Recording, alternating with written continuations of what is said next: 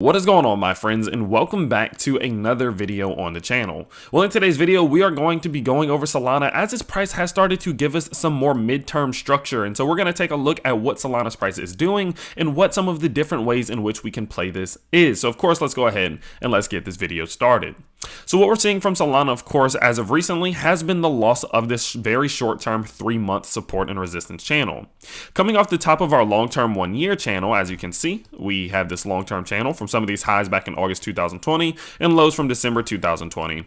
You can see that once we hit the top of this channel, the resistance level, we came back down and created again this little midterm / short-term channel. Well, we tested our resistance, and tested our resistance, but we were unable to re-clear it to revisit the top of our channel here, which ended up eventually led to the eventual, of course, loss of support. Now, coming off this loss of support here, we actually did come back up to back test that same level of support as resistance, and we saw a successful support to resistance flip. Now, of course, this is inherently bearish. This means that we just saw a level that was holding us up, now pushing us down, which is going to add even more selling pressure to the price, which did lead to, I believe led to some of this fall in which we're seeing right here.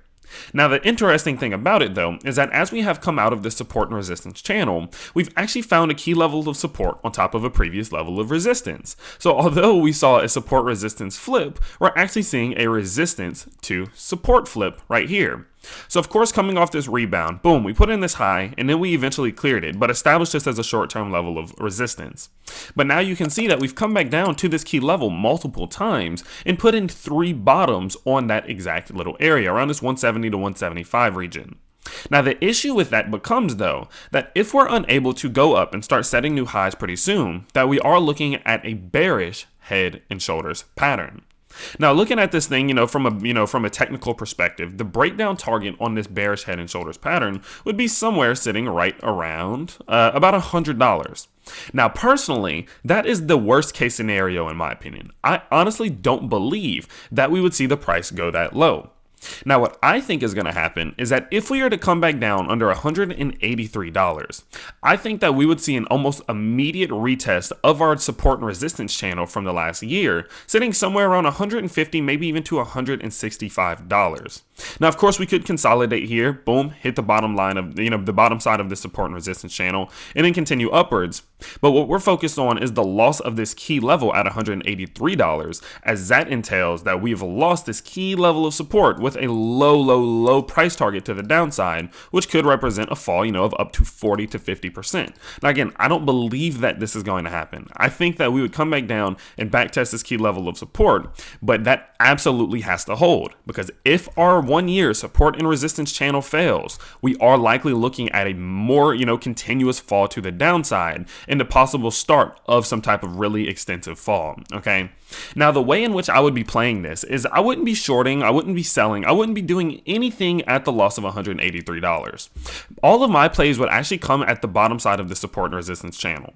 If we started to see the breakout and a retest and loss here, right? So say we break out to the downside, we backtest it as resistance and we continue down, at that point, I would likely take a lot of profits off the table from some of the trades and positions I have open on Solana. So that's really the only point in which I would start to sell, or which I would start to anticipate some true bearishness from Solana. Now, if I was going to be buying this thing on a run up, say if it starts to continue upwards as I expect it will, what I'm looking for is the break of trend. I'm looking for this key break of trend. Let's clear the chart. I'm looking for this break of trend from our high on November 6th all the way down. We're just going to draw a line there. And that gives us this trend line. So say even if we do start to roll here, what I'm personally looking for is this break of the trend line, this downward sloping trend line from these 3 previous highs. When that would happen, I believe we would see the breakout and the backtesting of support, and on that backtesting of support, I would personally increase my position in Solana, as that is a sign that we're likely working our way up. Now, generally speaking, coming off of an uptrend here, whenever we start to see these formations in which we're putting in something of a descending wedge, generally we will see a breakout to the top side. So I'm expecting this break of this level of resistance at some given point. So what you need to be looking out for is these 2 key levels, $183 and the trend. Whichever one of these we break first is going to tell us exactly where the price of this thing is going over possibly the next few weeks or even the next few months.